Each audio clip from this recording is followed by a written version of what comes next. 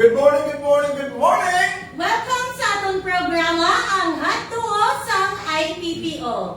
Ang kape kag balita. Kami ang inyong mga bang-ambong kag mga energetic nga Ilonggo Cops, Police Senior Master Sergeant Francisco Litier Jr. Police Corporal Erin Magarso. Taga ko naman si Police Lieutenant Maria Peomitin. Ari kita sa adlaw nga Webes, may 22,021. Amon pagadalan sa inyo ang mga updates kag accomplishments sa inyong mga Ilonggo Cops. Yes, pero ang ating sa atong mga balita kag mga accomplishments, yari yan ang pagpa-good vibes sa subong adlaw ang atong quote for the day. Yes, our code for the day.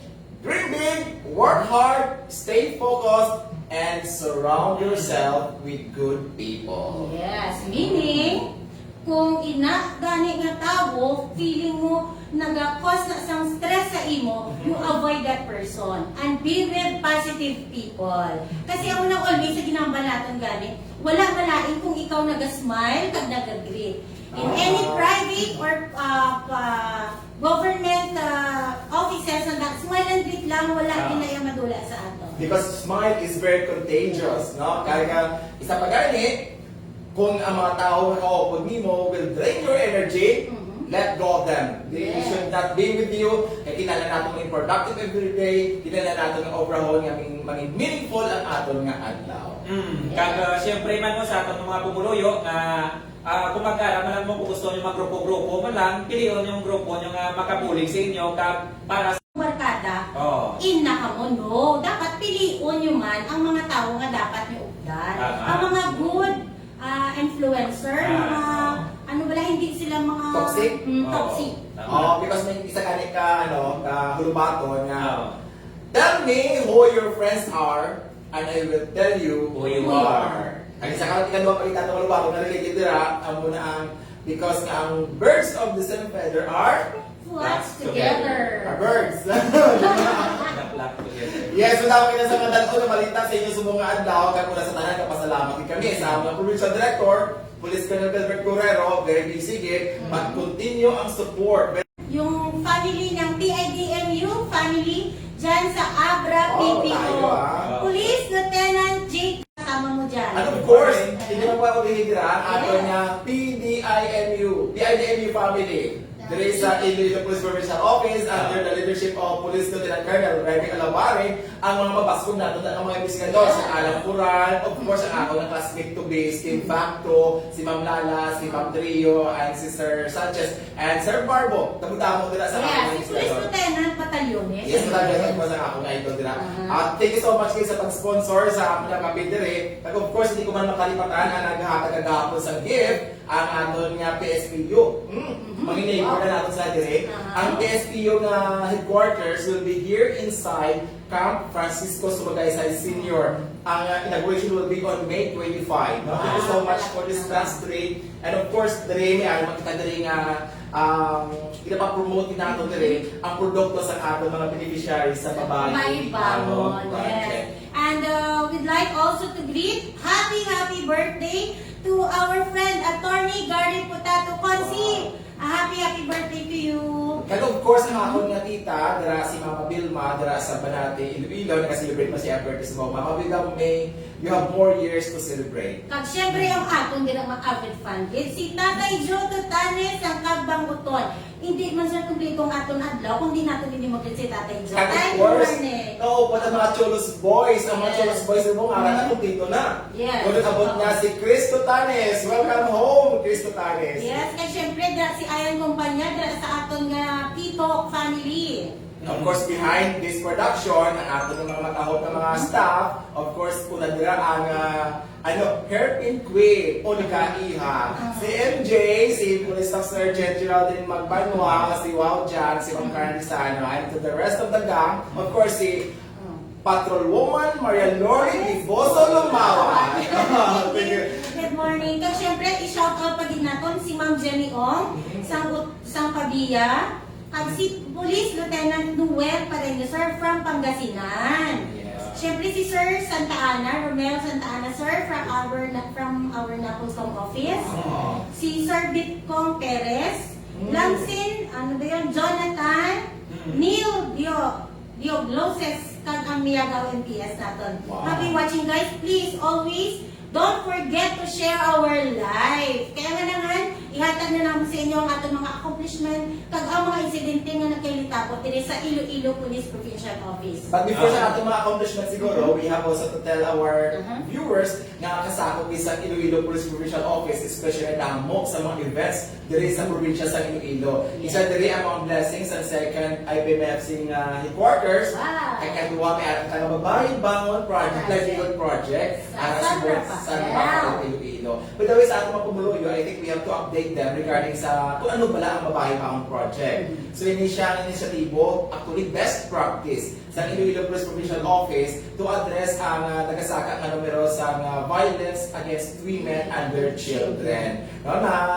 kanang lang kang May 30, April 30. April 30 na confirm that this Babae Bangon Project is the first and I think the first in Iloilo and the first man sa Region 6 na isa ka project for women issues. Women and children. Now, congratulations din sa ating Women and Children Protection Desk. Of course, pasalamatan tagin na si Tita Ruby, no? Na isa sa mga nagtukod sa siling o nagpapuna sa siling ng project. Okay. Tita Ruby, how are you? Happy watching sa ato nga topic ang balita. Siyempre, kay Ma'am Juris Jade, Ma'am, thank you for watching. Please don't forget to share our video. Aside from this activity ay may harap kita sa buong area clearing evaluation. Dira sa Banwasang Tubungan. tapos sa Tubungan.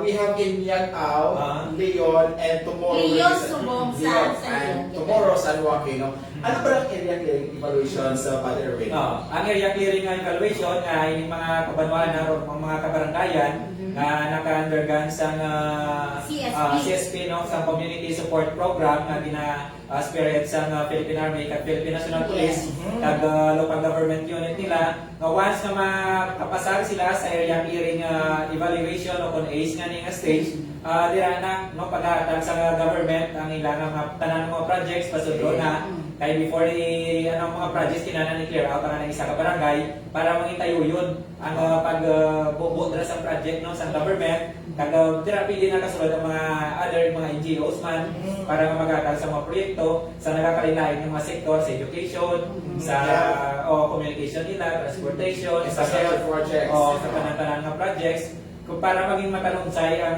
katawayan kag progresibo sa nasabit ng mga kabaranggayan. Siyempre, less naman sila sa kurbadra. Ay, Oo. cleared na sila. Yes, ang namin therapy ko sa CSP naton, ang muna yung first stage kung sa diin ang atong mga pumuluyo ang isa ka komunidad nagbalik suporta. Nag-withdraw sa support nila from the New People's Army, nagabalik na sila suporta sa gobyerno. Kaya with this Philippine Army, with this Philippine National Police and the local government units, they are the one determining the kind of projects na kinahanglan sila mga barangay agod nga maangkon na nila ang tawag na kauswakan. Which is, dugay na hindi price sa ila because ang kahadlok, pamahog, kag ang pagbutik, pagdisik sa ila sa New People's Army. Sala nga pagpapati bala sa ila sa madugay nga nangatsinpo. So atong mga pumuluyo dira na dapat suportahan nato ini nga program, ini nga under ni sa Executive Order 70 ang EFCAC ang End Local Communist Armed Conflict nga dako ini nga para sa kayuhan sa baranggayan kay ilang sa budget once nga per barangay is almost 20 million nga project ni hindi sa cash pero project ang katubon sa inyong mga barangay. So sa tanan ng mga pumuluyo kay bala naman nato nga kadamo sa mga barangay diri sa probinsya sa Iloilo nga insurgency affected areas or insurgency affected barangays nga dapat suportahan nato ini nga programa para maging sa kayuhan sa tanan. Dugay mga tinuig, Dugay. dugay na tinuig na kinanto sa sining mga kabaranggayan, sa sining mga komunidad nga mga naton o siya mismo nag-feeling that they were left behind by the government. But it is because sa pag-into, pag binutik sa New People's Army, party sa silang mga programa sa gobyerno. Now, they have realized that the government is reaching out sa mga community natin. And thank you so much again sa silang mga barangayan, given by their respective officials, naging bato nyo ang proposal sa ating government to work and hand towards peace and progress. Kagay sa ato ng gobyerno, sigurado gid ang inyong kayuhan kag maayo nga buwas damlag. Kagang mo namin na resulta sila, kasi sila na mismo nga mga pumuluyo, kung sa diin na clear na, sila na mismo ang nag-volunteer na maghatag sang statement regarding kung ano ang mga naagya nila sa mga, which is a very good result. Kag nalipay din sila ang aton nga President Duterte. We're looking forward that the whole Iloilo province will be declared as insurgency-free province. No? Like, ang plan, ang Aklan will be declared insurgency-free. That's why post lang dito mga programa sa ating gobyerno. Kag sa ato ng mga pumuluyo, no, kay tanan nga kadamo sa mga programa sa atong gobyerno, bisis nga damo kita nga mabenepisyo compare sa lang pagpatis dira sa piyakang grupo, nga dapat ano lang kita mabalik nga dapat isuportahan naton tanan nga government projects naton para gid sa kayuhan sa ninyo man nga hindi kung hindi man para sa inyong may mga edad na kundi para sa aton nga mga kabataan para sa maayo nila nga buwas damlag. Yes, aside from insurgency, kampanya sa gobyerno, ako naman dulog sa inyo, ano ba ang resulta naman sa anti-criminality campaign sa Iloilo Provincial Office. No, madamo kita din sa nabalita na tipon sa natikan kaadlaw. So, hari na ang atong mga balita na natipon sa atong pag-monitor sa probinsya sa Iloilo. So, nadiri ang Banwasang Ahoy na may nadakpa naman din ng violator sa PD 1865 ining filterage ano ba ni sir? Filterage law.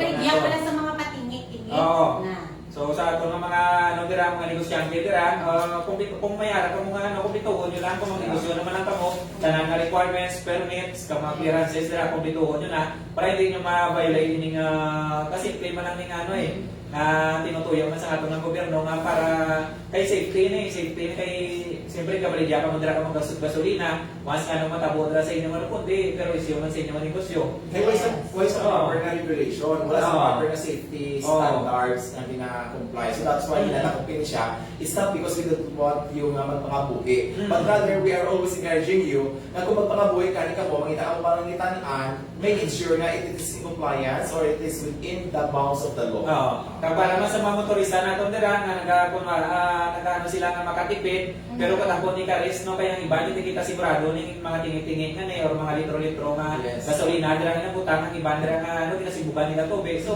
once nga mga yung masalakyan, tingala lang ka mga barato tuod, diferensyahan na, piso-piso man lang, pero ang inyong masalakyan, mag-suffer sa, ayawan ka mo sa maintenance sa inyong masalakyan. So, magkano na lang mo sa mga gasolinahan mismo, sa mga stasyon na mismo, sa gasolinahan, para sigurado din ka mga safe.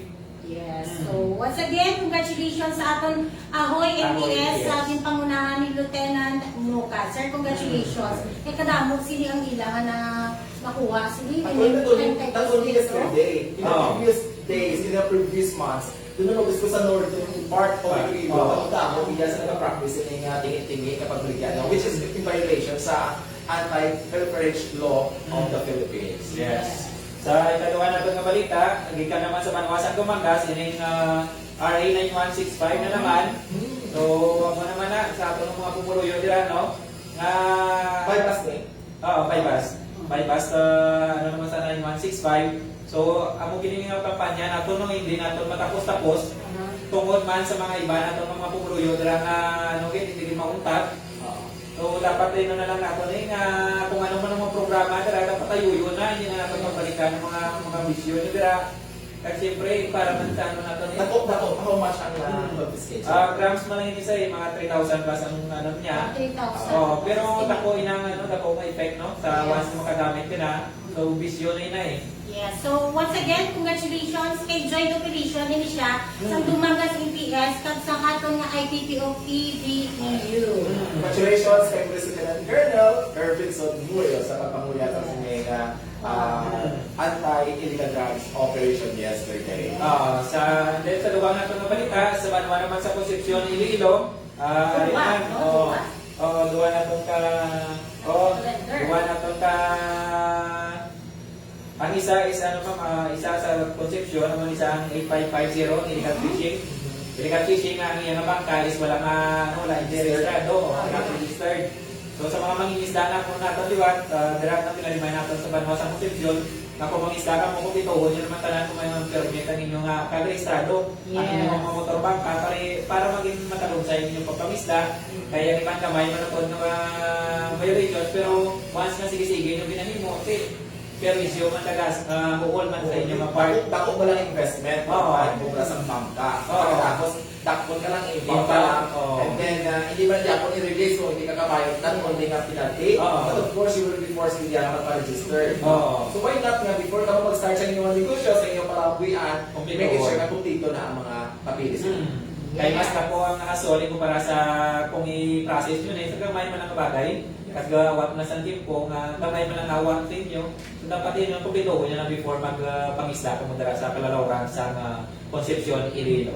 So once again, congratulations kay Joint Element naman na siya sa Concepcion EPS kag ini under sa Iloilo Maritime Police Station kay Police Major Wilmar Bolivar. Congratulations! Sa dugang balita dahil sa Banwasang Concepcion Diapon, mayroon kita nga nag-isa naman presidente nga nag-support sa aton sining uplantika, no? Tukhang kontra armas tutang, nag-surrender man sa iyang armas, isa ka barangay opisyal dara sa barangay Batiti, Concepcion, Iloilo. So thank you so much guys sa inyong suporta. Kami no, setting good example sa iyang pumuluyo kasi siya mismo as barangay captain surrender sa iyang arms or loose firearms. Kaya again, hindi na panawagan nato sa atong mga tumalan out din sa Kabalita. Please remind, please encourage ang inyong mga tupad balay na may ara ginahuktan ng mga loose firearms because in loose firearms, nakita nato sa mga pila ka mga reports nato na nangin instrumento. Nasa iba pagit ng mga krimen, ang iba dahil gamit sa ilang pag-suicide. Which is worse again. No? Pagka ma-aksidente man kita po man ang ano sinang muol once na may ma-aksidente sa inyong mga pamilya. So, yan na deposit nyo na sa or turnover nyo na sa atong kapulisan. So, sa lugar naman nga balita, diraman gyapon sa Banwasang Concepcion na there is nag-surrender man sa iyang armas. So, tatalog na. So, thank you so much mano ini isang residente isang barangay poblasyon dira sa Banwasang Concepcion ang iyang 9 iyang kalibre nga armas kamay man kasing pa. Okay na, pala no, talking of inang pag-surrender sa loose firearms, tanong natin sa ating monitoring sa ating investigation and detective management unit, grabe ka nubo ang numero sa homicide ka murder. I think this is already one of the results sa ating uplantika na pasadili damo naging in fact ang Iloilo Police Provincial Office ang nagapanguna sa accomplishments sa Sining Uplantical, and we thank you for that, no? We thank you for the support sa Sining Uplantical nga naga-isa sa impact gani ang Banamon nga nagalubo ang atong homicide kag murder cases dito sa probinsya sa Iloilo. Yes, sa dugang naman yung insidente, may natabo nga traffic accident kung sa diin, ang atong isa ka barangay kapitan, nagtabok lang gid siya sa dalan, ug galing nabungguan ini siya sa isa ka motorcycle. Kung silingon, sige niya padalagan. So please lang, sa atong yung mga motorista dila magalong-along kita. Kay once gani crossing na, magbahar na kamo. Hindi na kamo magpadasi, kung ako mo senior citizen pa ini siya. Kung sa pala mga talking of that na pagkakagina, no, dapat hagan-hagan ang salakyan ang motor. Pero kung isa makuda, ay mo sa driver, no? Kung sa abi, kung magtamo kita sa dalan, nasigan nyo man. Kung sa hindi ang resulta sa bungguan ay, hindi tungod nga hinay ang salakyan. It is because nga hinay, kamo magtabok. May araw Pero magamit dito sa pedestrian din. But again, sa ating mga motorista, kamo siguro ang sakto na responsibilidad to adjust para malikawan yung mga road accidents. So, ginaliwan man nato no, sa mga pedestrian man nato, nga kung magtabok ka makabalis na tulog sa wala, tulog sa tuo, para ano kay ang iban kanin mga makagwalan sa panimalay na mapakalang kung ano dra mapapakalang atis gusto mapungguan pa. So, mo na sobrang mahalong nga makalambot sa ilan na shit. So, tungod sa isa lang kami no, isa lang kasi mundo nga isa iban ka text pa eh. Yes. Ka text pa tapos ka lang tapos ang video ka tapos sa kalsada. So, hindi yung pagkasyon na kalsada na to niya, kadamo ni sa tagiya. So, hindi lang ikaw ang nakatabok dira o talking of that, no, kanina na accident sa dalan, nakita natin nga Abril kag Mayo, medyo nagtasaka ang ating mga physical injuries. And yung physical injuries, usually result niya sa mga road accidents.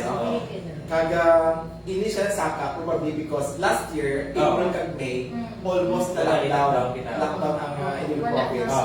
So tani kung hopefully ang ating mga pumuyo will really be conscious about this kay hindi kita gusto sa sunod yung mga binulan magasaka naman ang numero sa physical injuries natin. Kaya mo ni kabudlayan control ang mga vehicular accidents kay mo ni sa mga i-focus time na ko nakabudlayan kay kaglabanan man ang iba na disgrasya is because na hubog. So mo na laban kaya mo ginanakita natin sa mga reports naton. Kung nakainom ka mo hindi na mo magdala sa salakyan, mas better na mapaway ka mo, pagkaga na lang mo pupuli kay iba na kakalatago makasalagon na eh. Kung wala sa kapagdalagan na isa na dasig-dasig dalaga ni ko 120. Pero good news paghihapon so far, January to May, nubukan niya pa na focus crimes. At least, pero kamay ng difference, no? 11 ka mga incidents ang ginubo so far, no? Pero again, we're hoping na maganubo pagit ang numero sa sining mga focus crimes natin. When you talk of focus crimes, ang maling homicide, murder, physical injury, rape, robbery, and theft, no? Kaga kanami dire kay nubo-nubo man ang numero sa aton nga robbery so far. Gabi ang naganubo ang numero dire, no? Kaya we're hoping na ining pandemya hindi mangirason sa atong pupuluyo na mangawat o kumangutap. Yes. So speaking of pandemya, Sir Francis, doon na sumbuan lang kami nga ipaabot sa inyo nga may total of 2 naman kita ka suicide incident nga tabo kahapon. Isa sa Tigbawan kag isa sa Uton. Kag ang mga rason sini, away lang gid ang isa, away live-in partner lang bala. Kag ang always na-remind namon sa inyo bala sa mga pamilya, once gani naghambal ang inyo, miskan friends lang, kaya isa dire, anti siya napakamatay, naghambal pa sa friend niya. Din-send niya pa ang picture nga amo ning gamito niya nga mapakamatay siya. Please lang, let's take it seriously. Aton agad din ang sila na aksyonan. Hindi man manawag ka mo sa amon o manawag ka mo sa aton na health unit. If you are only close to that relative, to that friend, go and visit. Nag-ano gani nagkata niya gani sa statement. Nagpamakaan na suicide siya, meaning he will basta na mga word na suicide. Gin-declare mo ina.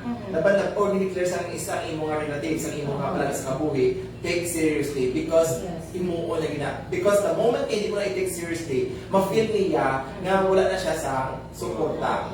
Wala na siya sa pamilya.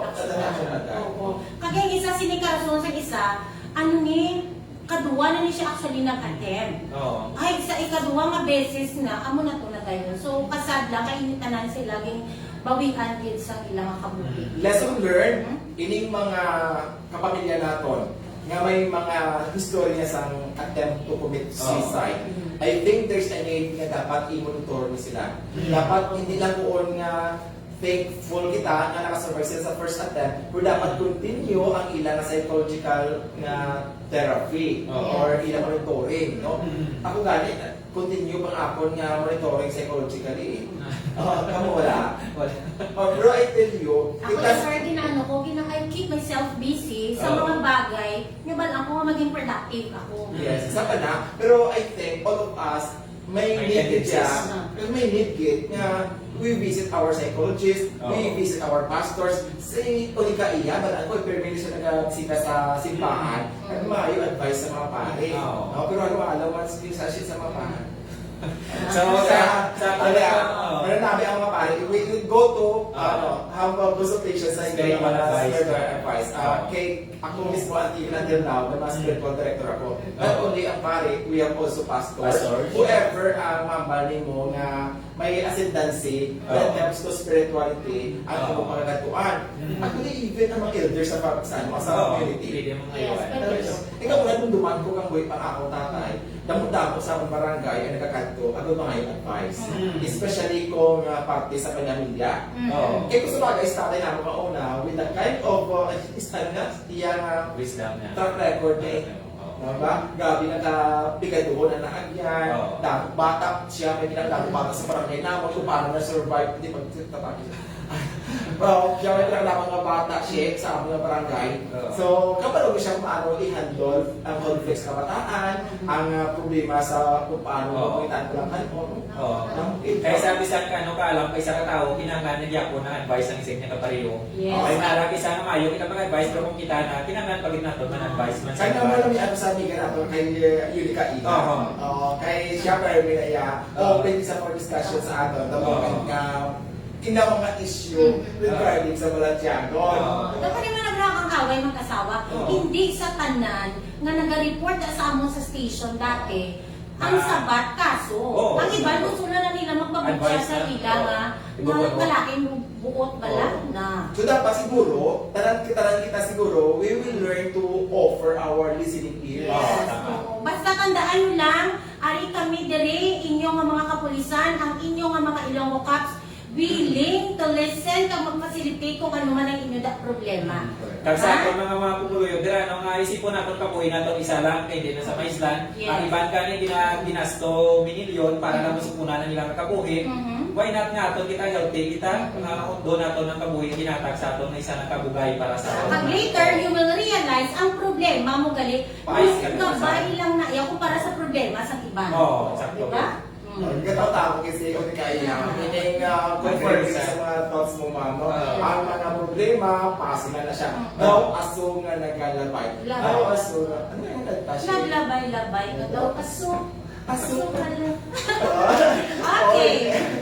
So sa dugang nato nga balita, dili pinara naman kita despite sa aton nga mga panawagan, sining plantikan naton, may ara gid sa gyapon nga mga bertudo nagaupot sa mga armas luthan. Sa ano pa lang nga ginatinago nyo ina? Hay nagtawa subong, may natabo nga shooting incident dira sa Dueñas. Kaya ini siya kawatan sang manok puno. Tani ikaw na ang naging biktima, ikaw na yan ang biktima. Gintiro niya ining duwa ka biktima, gingkatuan niya sa panimalay, gamit ang iya 12 gauge shotgun. Hay ano subong? Kaya napatay mo ini ang aton nga biktima. Nagpalagyo ka pa. Abin mo makapalagyo ka forever, no? hindi na naiyak mo. Actually, ang big problem ang ginhatag mo sa iyong pamilya. Yes. Ang luluoy ang mga pamilya nimo, kaya kung pagabayaan, kung ikaw nagpalagyo, kaya ikaw eventually madakpan kag pag-apisuko. Kaya mo nang ginambala ko nga sa lahat ng pagbabalos, may ara mga pamagi nga maayo pamagi nga sa pagbalos, pwede pag blatter mo, patakbo mo. Yes. Hindi kasi nga basta na kundi ikaw naging suspect ng ikaron, ikaw ang perpetrator. Hindi mo mag-ibutan sa mga kamubuang batas. Kasi siyempre sa mga tao natin rin, no? Panawagan man natin, sir, hindi man lang kisa, sino ang tao mo nagpamakit man. Galing kinanlan, aton man na i-control ang atong anger, nga ginatawag ang atong pangakig, lang tawa. Hindi na yung sabat kasi pag-abot sa korte, ay sorry, naakig lang ako. Naimpito lang ako. Miss ka naimpit 3, naimpit 4, kapag hindi na rason. Kaya sa subong tempo, hindi nga sila nga maisog ang makadugay at mayo. Kasi sa subong bisa kinanglan nato nga maging matalaw, may talawit man. Kaya aragin kita basta kayuhan lang o para kinanglan mo paubos ng kamay. Hindi ba sila nga kung way ka ng bato, nalawit ka na. Kung isa mga wise lang ang punta. Naging problema na sa pamilya mo kay nakaubra ka sa krimen, mas problema dito sa pamilya nga napatay ninyo. Diba? Please lang kung ikaw nagapamati sa mga nakakilala sa sinakasuspeksado, ihatag mo impormasyon para ini siya ato nga pagadakpon at magsungka ka na lang sa ato ng mga kapulisan. Diba?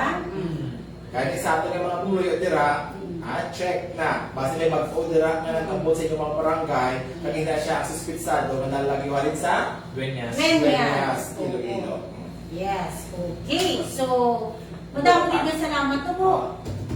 Ano lang, do pasensya na kamo sa kamon nga energy, hindi ginamon ma-control, no? But before we end siguro ma'am, we have to announce sa mga tumalanaw na may ara na pag-iwaton sa August 6 pa man ang aton nga police service anniversary. Kasi Mighty katuig sa police service anniversary. Kaga, especially sa aton nga mga makaugdanan sa serbisyo diri sa probinsya sa Iloilo, may mga ginapili nga mga best of the best para sa sining anniversary. Kaya sa aton dira mga admin personnel, sa ating mga operation people, sa ating investigation and other category. Dili sa ating mga PSA sa best of the best, palihog, i-prepare na yung dokumento. Yes, amat-amat na kamuta. Kay di lang kami di buligan namon We kami. will help you out Yes. sa pag-package ang inyong mga accomplishment report. And of course, we want Iloilo Province to really showcase the best of the best for this 120th PNP anniversary. Yes. O si Allen Camiring, magandang buhay LPPO. Happy birthday daw kay Sarge Iko Francisco dira sa Maasin NPS. Sir, happy birthday. Gabi, gano'n tamo sa ikot galing ang birthday celebrator sa Mayo, ha? Sir, kami rin thank you so much kay Stickers kay Atty. Celis pa na ato nga na po kong director.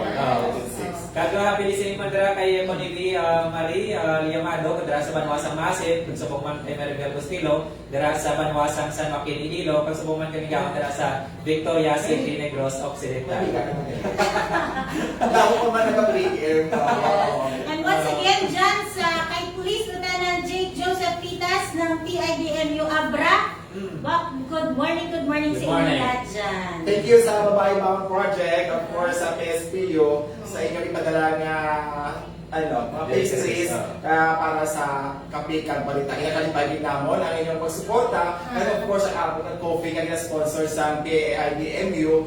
Actually, ang may aktividad padala kapitan, doon ang nakilos ng coffee ang ipadala rin sa amon. Doon kami isambot. But again, kinaming ang mga coffee. Coffee is life. Yes. Happy birthday pagin kay PSSG Rodame Cachuela from Bingawan MPS. Of course, as support, as well as support na sa Iloilo City Police Station 3 kay Joseph Kiranira. Sir, idol, thank you so much for watching and always be part of this Kapikan Balita. Yes, and of course, kay Nix Navarro Sarmiento, maayad-ayad nga aga, ang napangapi, kaping mga ma'am and sir. God bless IPPO. Thank you so much. Namin ang Kapikan Balita. No? Kaya, again, we remind you nga dapat sa subungan chimpo, precautions kita sa aton yung mga health protocols man. No? Wear your face mask, especially if you are in public places. Wear your face shield. Pwede ka mo mag-sanitize sa inyong mga kamot. Kaya of course, dumistansya na at least isa metro. No?